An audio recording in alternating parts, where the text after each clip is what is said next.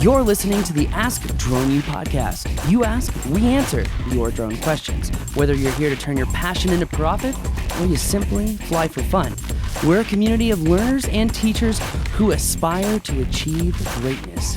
We are Drone U. Hey everyone, and welcome to another very interesting podcast of Ask Drone U. In this week's news edition, that's right, we're a little late because, well, we like holidays and we like vacations.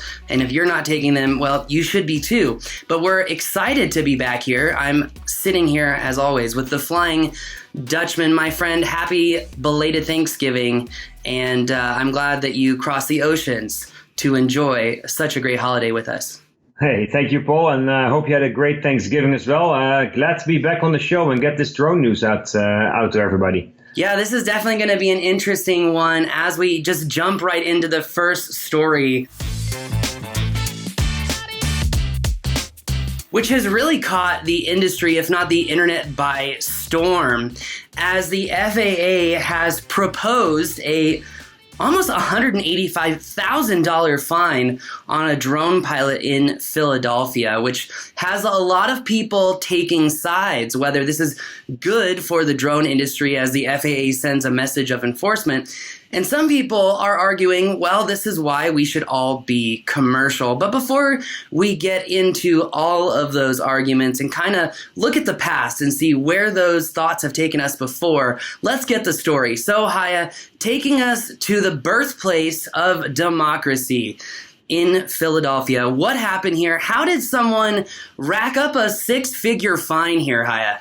Yeah, it's quite the story. I mean, some of our viewers might have come across this guy's YouTube channel. His name, by the way, is Mikey, and he runs the Philly Drone Live YouTube channel. And he's a very colorful, outspoken, enthusiastic, almost over-the-top enthusiastic person who flies his drones. I believe it's actually mostly the DJI Mavic Mini, so a small drone as well.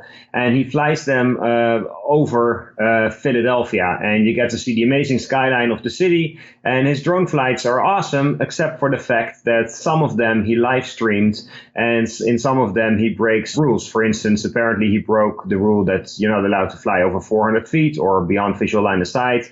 Although I don't think that one is actually officially mentioned, but either way, things like flying in rain, fog are mentioned as well. So I suspect that he might have ignored warnings from the FAA, because typically when the FAA reaches out to somebody because of illegal or potentially illegal drone flying, they would reach out with an educational purpose, right? I mean, they would either send you a letter, or they would make that phone call and say, hey, listen up, I know you fly drones, but these are the rules and you should be flying responsibly as safely, and as we all know. However, in reality, and I think we all know this as well, there are plenty of videos out there and probably plenty of drone flights that have taken place where people weren't always following the letter of the law. People might have been flying a little further than beyond line of sight, or they might have broken at 400 feet elevation or altitude restriction, if you will. So there's a lot of videos out there. However, what sets this person apart is that he has such a large number of these videos, and a big part of them he live streamed as well. And what I've heard from a legal expert is that once you live stream it, now you don't only just have the information of the flight showing where you might have broken FAA rules, but it also showed the telemetry and it showed the date. So now they can actually pinpoint exactly, and I think in some of the videos actually the drone pilot is visible. So basically everything you would need to make a case as being the FAA is basically handed to them on a silver platter. And I'm not sure exactly what happened. I mean, Mikey apparently got his first letters some time ago. The FAA has been looking at a period from, I believe it's November last year, so 2019, all the way until August 2020. And he must have ignored either previous letters or warnings, but either way, at some point the FAA supposedly, or seemingly at least, got fed up with him, sent him a letter with 123 infractions of him breaking FAA drone regulations. And for every single infraction, he was basically fined $1,500. Now, the exact amount is not the $184,500 mentioned, but it's $182,004.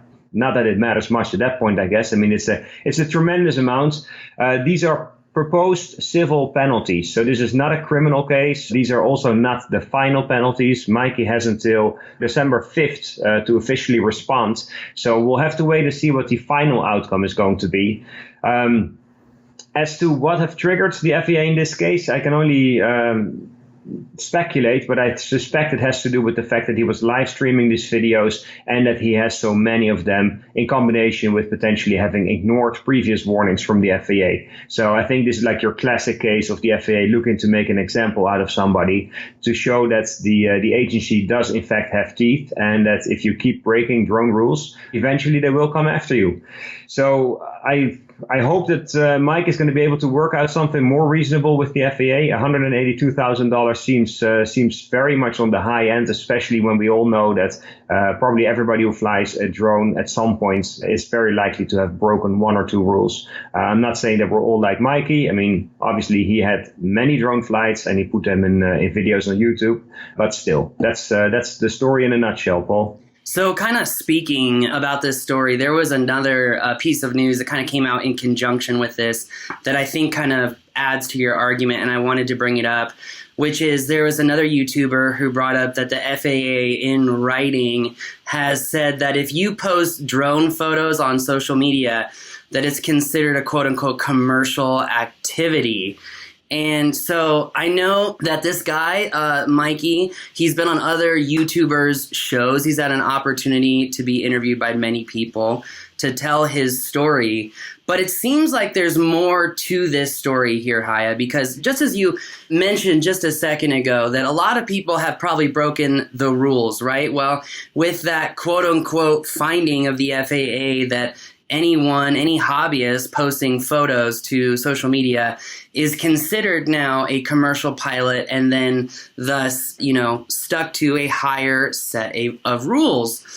And you mentioned how many people have just broken the rules. Well, if we take that, it seems like millions and millions of people have broken the rules, but it doesn't really seem like it's the argument to justify breaking the rules egregiously.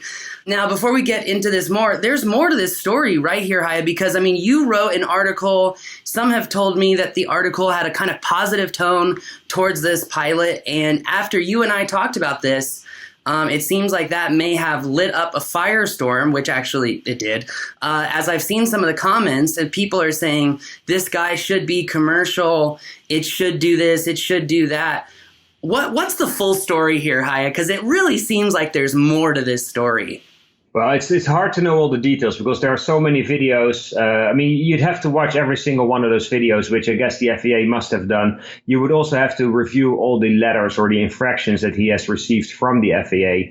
I don't have time to watch all those videos. I've seen a few. I think I've seen enough. Somebody read parts of the infractions in the letters from the FAA to me. I don't know all of them. I've spoken to Mikey to get his version of the story. He's overwhelmed. I don't think he fully understands perhaps all the drone rules. He doesn't have a Part 107 license, so he never studied the rules as he probably should have. However, the FAA argues that since his channel is monetized, he qualifies as a Part 107 pilot. Even more, they actually say that unless you fly recreationally, you will be a Part 107 pilot. Doesn't matter if you have the certificate, yes or no. Now, this is a whole separate discussion that we're actually looking into as we speak to find out what exactly qualifies somebody as a commercial drone pilot. Going back to Mikey's case, a lot of people are upset. And I think we've already known this, right? You have people that come from the more traditional aviation side, or you have people that fly RC model airplanes, people who have always been very much by the rule and by the book. And then on the flip side, you have people that run to Best Buy, they get a DJI Mavic Mini or a Mini 2, and they just walk out the store and start flying immediately without having any knowledge of the drone rules. So I think the spectrum is very wide. A lot of the comments that I received from this article, I think, were from people that know the rules very well and probably are very safe and responsible drone pilots going by the letter of the law, if you will. I think on the flip side, you have those recreational pilots, and I suspect that that's the place where Mikey got started with his drones. He told me that he has had a rough time in his life in the past. No need to go into all of that. But anyway, drones to him were like his salvation, he says. It was for him an outlet, a way to get his life back on track. And in that sense, I kind of feel sorry for him because he's now, of course, overwhelmed by all these infractions from the FAA. He's got a fine on his plate that he most likely can't afford, especially when you start adding up all the legal fees. So in that sense, I feel sorry for him for the position that he got himself into. On the flip side, I think if you see how drones are being sold right now, I mean, some people, of course, are educated. They know what they want. They know the product that they're looking for. They get the drone. They already know the rules. Those people are not the issue in this case. I think it's more on the other side, where you have consumers that say, hey, drone, cool Christmas present or whatever. They run to Best Buy. They pick up their Mavic Mini or their Mini 2 now, and they go out and they start flying. And I think this story, Mikey's story, in that sense, is a great example of the lack of education. And in that sense, I kind of look to the FAA because I think they could probably do a much better job educating people. Right now, if you buy a drone, there really isn't a flyer or some kind of sticker that says, hey, you should be learning these rules and you need to know these rules before you fly. So unless you hear this from somebody else, or unless you're more an inquisitive person, you go online, you do your research, and you actually find out the rules. My suspicion is that a lot of people just don't know the drone rules. And I'm not saying that those people are right. I mean, obviously they're wrong. I think there's an opportunity for all of us to do a much better job educating people that are new to this hobby or to this profession.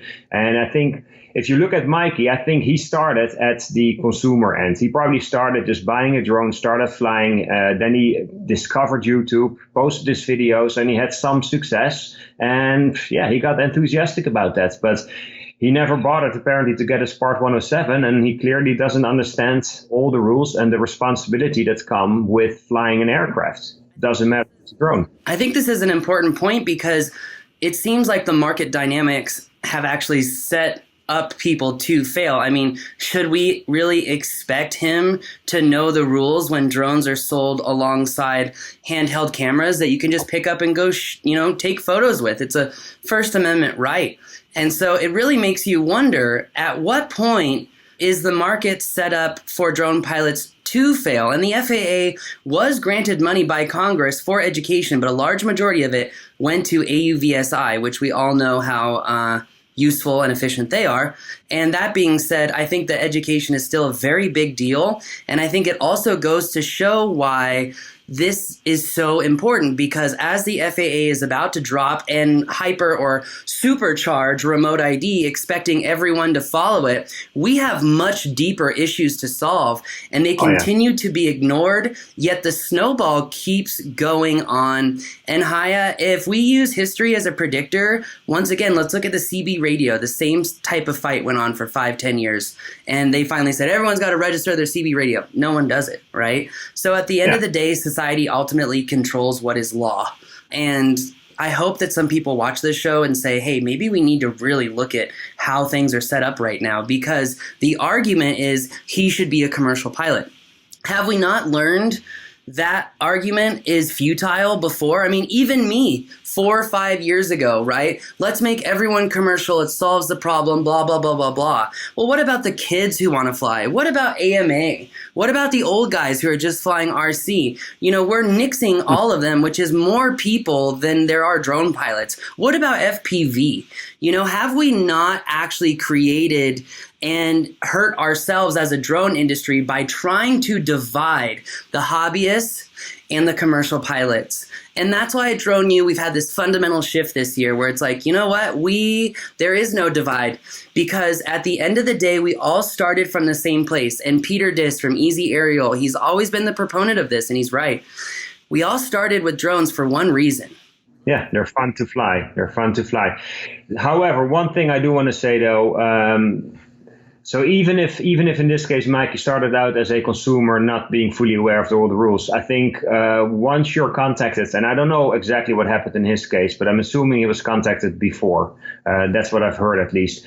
Once you're being contacted by the FAA, then you need to do something. You either change your ways, or you have to learn the rules, or you have to change the way you fly your drones. You can't keep going. And if he was indeed repeatedly contacted by the FAA and he ignored them, I don't know if that's true, but if he did, and if then it results in such a hefty fine, that's a different ballgame. The point I just wanted to make is that I think in general, for people getting into this hobby, the FAA can do a better job, but I think us as a community can do a better job as well as getting those people up to speed and telling them the rules and the things that they can and cannot do. Yeah, and allow people to have fun and explore while doing it. But I think I understand the empathy argument for Mikey, because at the end of the day, we're all human, and who wants to essentially be the symbol of all the problems that are wrong in the drone industry that have been ignored year after year after year after year. I feel bad for him. But again, if you are repeatedly being egregious, if you are not, I guess the word is cooperative, even though I don't like to say that, but it's kind of true. If you're not cooperative, then it's easy to understand why the FAA may want to send a message here. I'm just not really sure, what the message is. Because, again, I'm not really sure what the message is here, Haya. And, going into this argument regarding, hobbyists and commercial pilots, and we've kind of talked about how the more data that the FAA has, the more information that they have, that the more our economy or our vertical in drones is going to be eroded.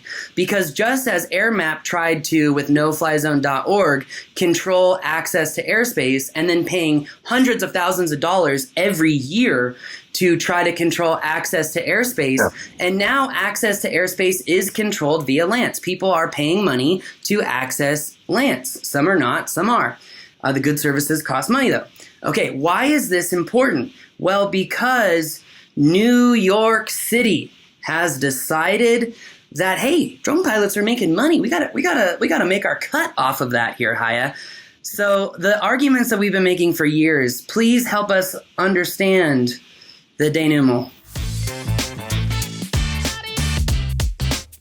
Yeah, this is an interesting one because so let's start at the beginning. I think it's 1948. I was going to say 84. We have to go way back, guys. This is not an Orwell reference, is it? No. 1948, the Administrative Code 10-126. That's the rule or the law in the city of New York, including the boroughs, that says you cannot take off and land an aircraft within the city limits unless it's a designated area from the Department of Transportation, also known as the Port Authority here in New York.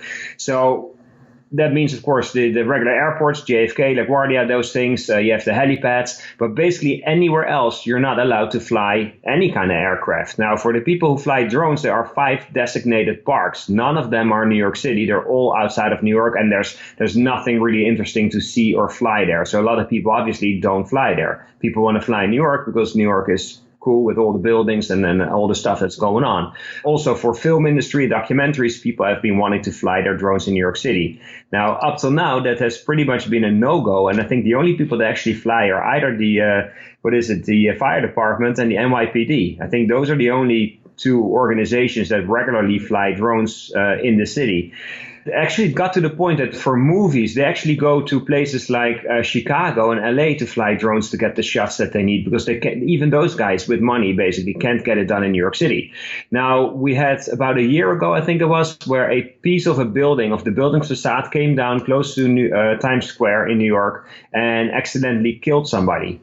And since then, the voices for allowing drones to at least do the building inspections that are mandatory in New York City, and typically they would put up scaffolding and they use binoculars and they use people going up and down those scaffolds to inspect those buildings. You could do that work obviously much faster for the most part with drones. So since that accident last year, more people have been saying, okay, maybe we should think about using drones to do these building inspections. And there's been a proposal as well, but even that didn't get much traction, it seems. Now, on the other hand, New York City, their finance department figured out that if you use drones, you can also use these devices to help you to collect property taxes.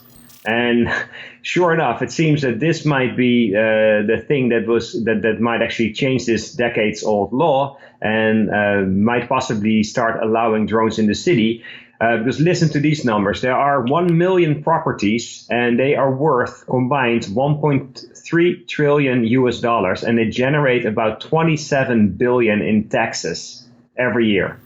So there's a lot of money here on the table, basically. So if they can do their work more efficiently, more accurately by using drones and getting basically the latest information on all these properties, yeah, that will bring money into the cash register for the city of New York. So that might actually be the argument that might change this decade-old law. We'll see. Honestly, it would be really interesting to see which way this goes, because there's a very, very unique and interesting story that's analogous to this here in Albuquerque. Here in the desert Southwest, the family is number one. Even though it's a very, very liberal state, the family is number one overall. It's the only culture in the entire United States that I have witnessed that puts family above political party. And it's actually awesome.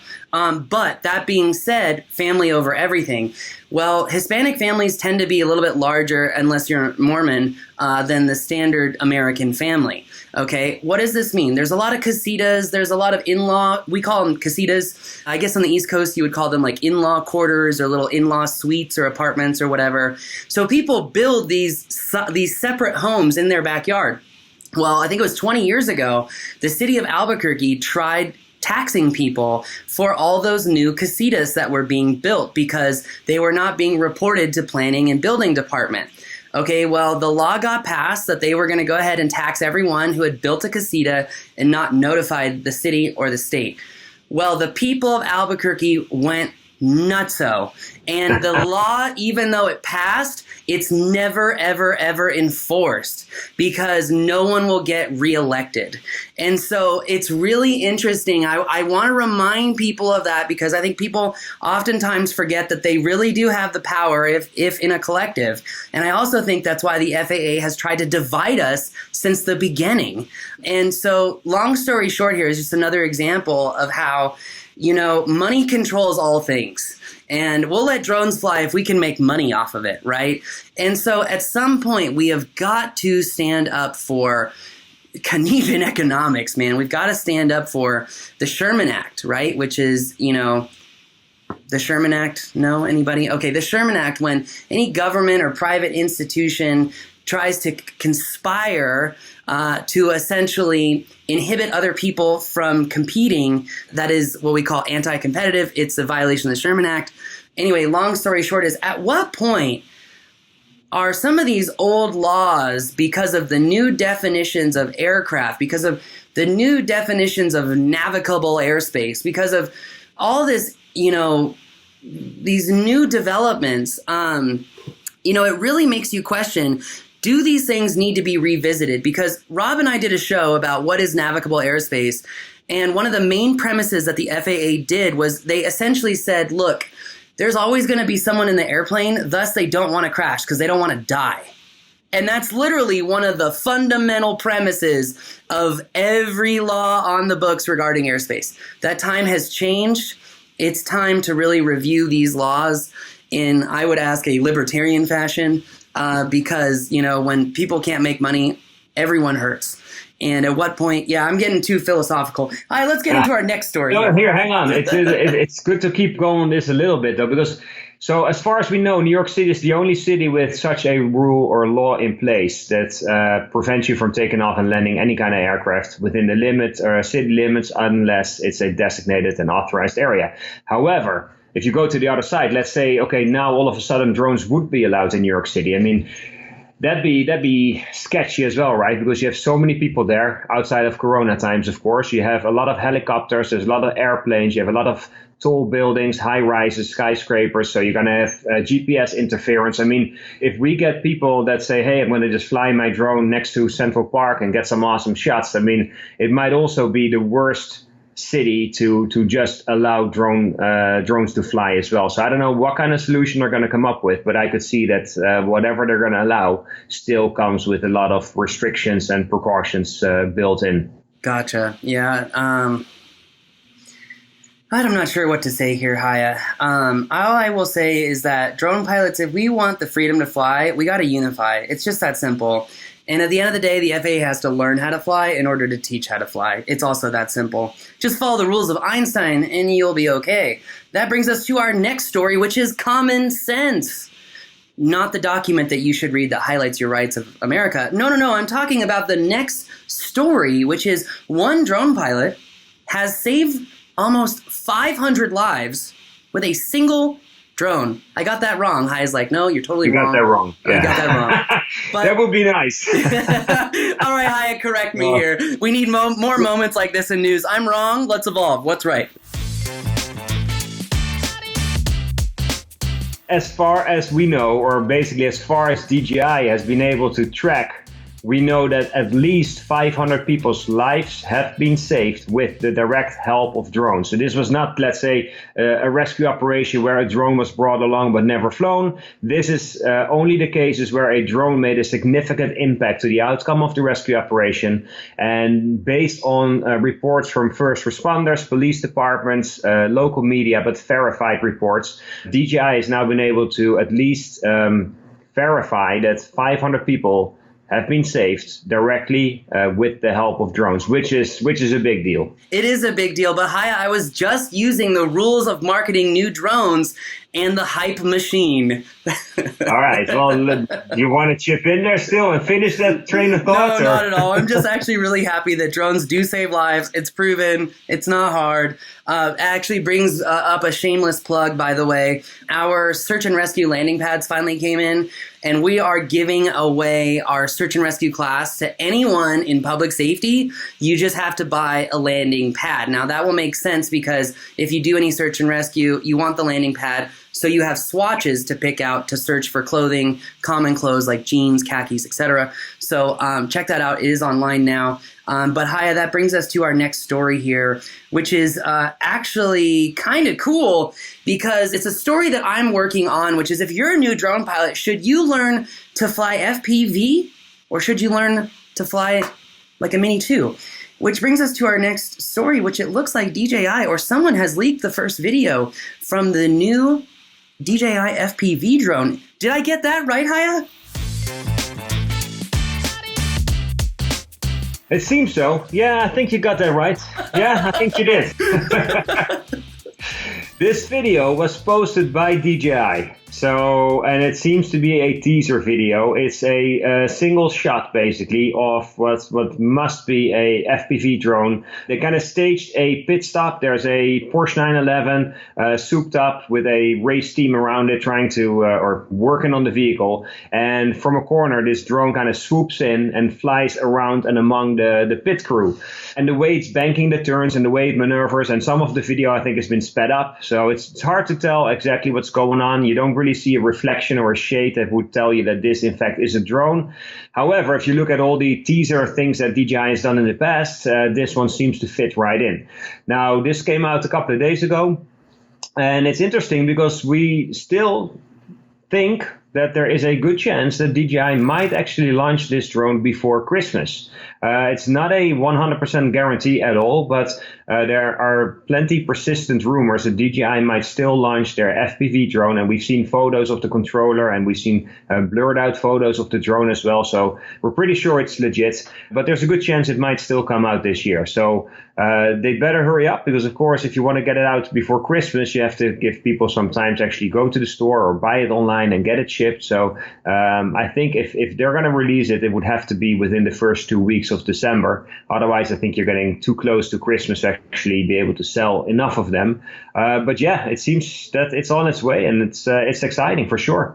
Well, I think that is actually really exciting, honestly. Hi, I'm excited. I haven't been excited for a new drone in a while. I'm hoping to see DJI put a gimbaled camera on an FPV drone, because I think it would be so powerful. And then let's take it to what's going to be DJI FPV version 2. Hyper slow-mo, 1,000 frames a second, HFS from Sony. We're going to see it here, ladies and gentlemen. It's just a matter of time. So anyway, hi, well, that's really exciting. And the next piece of news is something that I find really cool. It's something that I have personally been wanting to do if I ever retire from this industry, which is to digitize the world. I would like to see historical sites mapped so that we have a record of them in case they're ever damaged. Which brings us to this next story, as someone is trying to map prehistoric paintings in the Amazon, but they might need a drone to do it.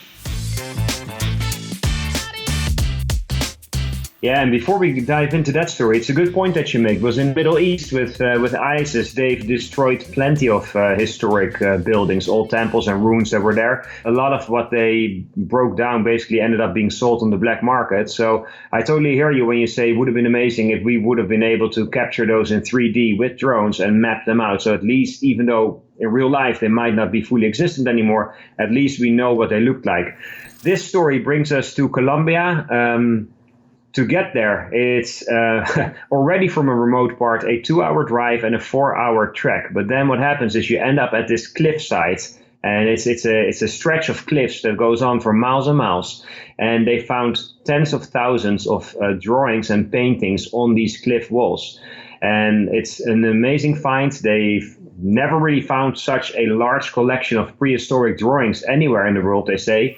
And it's interesting because on these drawings, they show animals that no longer exist. Animals that, if you trace back when they would have existed, you're going back like 12,500 years back in time. So these drawings are super old. They're buried deep within the Amazon rainforest. And they say that they suspect that back then, in those days, the rainforest might not have been there. It might have been more like a savanna type of environment. The photos I've seen are amazing. I mean, you have these high cliff walls. They're all decorated. It just goes on and on and on. And basically, in order to study these drawings, they're going to need, you guessed it, they're going to need drones, because you can't really get up there that high. And you can't just simply build scaffolding and lean up against those cliffs, because you might damage some of the other drawings. So drones are probably going to play quite a big role in studying these. And they said that there are so many drawings, it's probably going to take generations basically to get the full understanding of what's out there, how many are out there, what do they mean, and what's shown in all those drawings. So I think it's fascinating. We've seen over the last couple of years, we've seen more cases where drones, especially combined with LiDAR, have been able to help make amazing discoveries of all these old places that nobody knew even existed. So we're going to keep an eye out on this one. The cool thing is that in December, they're going to release a documentary. It's called Jungle Mystery, Lost Kingdoms of the Amazon. And in that documentary, they're actually going to show these drawings as well. So I'm definitely going to be watching that one. Keep an eye out for that. And yeah, it's cool to know that drones are involved in things like this as well. You know what? I gotta say, I'm jealous of Indiana Drones because he's already on the exploration forefront. But it does also illuminate a very good point. You know, you kind of alluded to LiDAR has, really helped us find new places. But this is a phenomenal example where LiDAR wouldn't have done any good. And it's also a great example that we need, dual technologies. One technology doesn't solve every problem, So I think it's a really good example that we've found new places thanks to LiDAR, and now with photogrammetry, we're being able to better understand them. So I think it's a really cool example. And what I love is that drones are a tool to help us better understand the world that we live in. And I want to be a part of that. I just think about how much... And I think what's crucial in that as well is that when drones become more capable and they become less expensive and widely available to people, what you find is that people are going to use these instruments or these devices in different ways, right? Some people use drones to help somebody find a dog that's lost. Somebody takes a drone out and they find the prehistoric paintings, or they're going to use these drones to study these paintings. Like, drones are being used in so many different ways. And I think if you go back a few years in time, most people probably did not foresee that this was about to happen, that people were going to take this technology and then basically run with it and come up with all these awesome ideas. I mean, we know they're using drones to capture the snot that a whale exhales, so they can actually study the health of a whale. I mean, whoever thought of that use case for drones, right? Or the fact that you can suck VOCs into a tube in the Amazonian rainforest and determine how much rain you're going to get that month. Anyway, if only the FAA knew what was capable, but you know what? Anyway, that brings us to the end of the show today. Haya, I do want to say thank you. We did skip over the story that a drone pilot found their lost pup who had been missing over a week. That is a very heartwarming story, and I would like to invite all of you to check out Haya's website, dronexl.co, And as I've been telling people for over a decade, because I have a .co web address too, it's just .co. Anyway. That's right. Oh, hiya. For years, even when I met you, I was like, my email is at ridemedia.co, and everyone's like, .com? I'm like, no. Nope. So anyway, hi. Well, thank you for joining me again today. It's always fun to have these conversations, to really delve both sides on each topic. It's a lot of fun. Awesome. My pleasure. And let's do the next show soon again. Yeah, we're going to have to get back in our rhythm, which thank you again for joining us as always, everyone. If you found the show useful or fun, give us a little like, give us a little bit of love. We do appreciate it. Leave us a review and smash that subscribe button. I do want to say thank you to everyone who has supported us since the beginning. It has been a lot of fun and continues to be fun because, Haya, as I'm about to write, I think we're in the golden age of drones. Oh, for sure. For sure. We're just scratching the surface with this stuff. For sure. Now, whether the golden age continues or not, that shall be decided on December 26th. So, anyway, hi, thanks again, buddy. Hey, take care. Thank you, man. All right, bye-bye.